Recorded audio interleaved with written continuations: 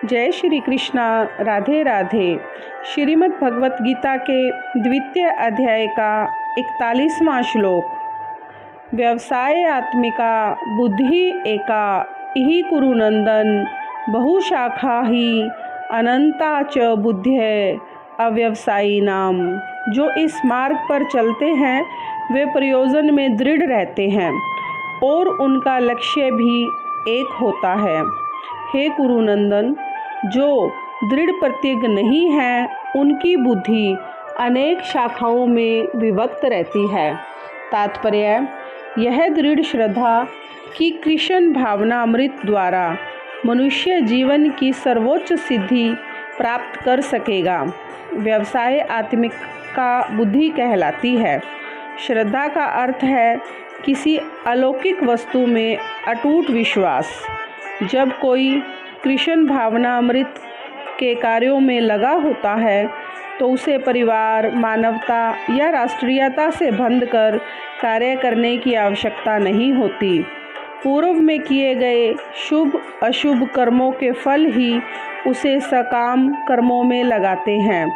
जब कोई कृष्ण भावनामृत में पूरी लगन से लगा हो तो उसे अपने कार्यों के शुभ फल के लिए प्रयत्नशील नहीं रहना चाहिए।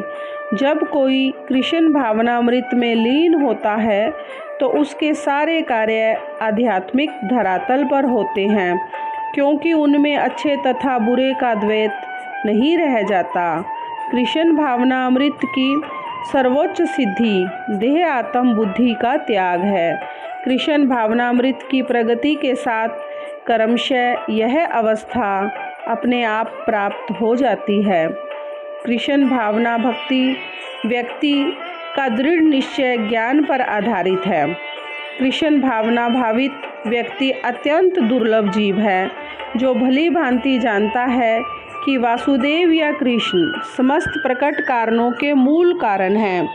जिस प्रकार वृक्ष की जड़ सींचने पर अपने आप ही पत्तियों तथा टहनियों में जल पहुंच जाता है, उसी तरह कृष्ण भावना भावित होने पर मनुष्य प्रत्येक प्राणी की अर्थात अपनी, परिवार की, समाज की, मानवता की सर्वोच्च सेवा कर सकता है। यदि मनुष्य के कर्मों से श्री कृष्ण प्रसन्न हो जाएं तो प्रत्येक व्यक्ति संतुष्ट होगा, किंतु कृष्ण भावनामृत में सेवा गुरु के समर्थ निर्देशन में ही ठीक से हो पाती है, क्योंकि गुरु कृष्ण का प्रामाणिक प्रतिनिधि होता है, जो शिष्य के स्वभाव से परिचित होता है और उसे कृष्ण भावनामृत की दिशा में कार्य करने के लिए मार्ग दिखा सकता है। अतः कृष्ण भावनामृत में दक्ष होने के लिए मनुष्य को दृढ़ता से कर्म करना होगा और श्री कृष्ण के प्रतिनिधि की आज्ञा का पालन करना होगा। उसे गुरु के उपदेशों को जीवन का लक्ष्य मान लेना होगा। गुरु को प्रसन्न किए बिना कृष्ण भावनामृत के स्तर तक पहुंच पाने की कोई संभावना नहीं रहती। अतः मुझे उनका चिंतन करना चाहिए और दिन में 3 बार उनकी कृपा की याचना करनी चाहिए और अपने गुरु को सादर नमस्कार करना चाहिए।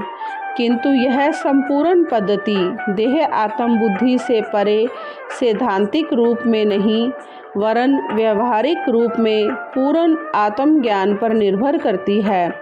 जब सकाम कर्मों से इंद्रिय तृप्ति की ओर कोई संभावना नहीं रहती, जिसका मन दृढ़ नहीं है वही विभिन्न सकाम कर्मों की ओर आकर्षित होता है।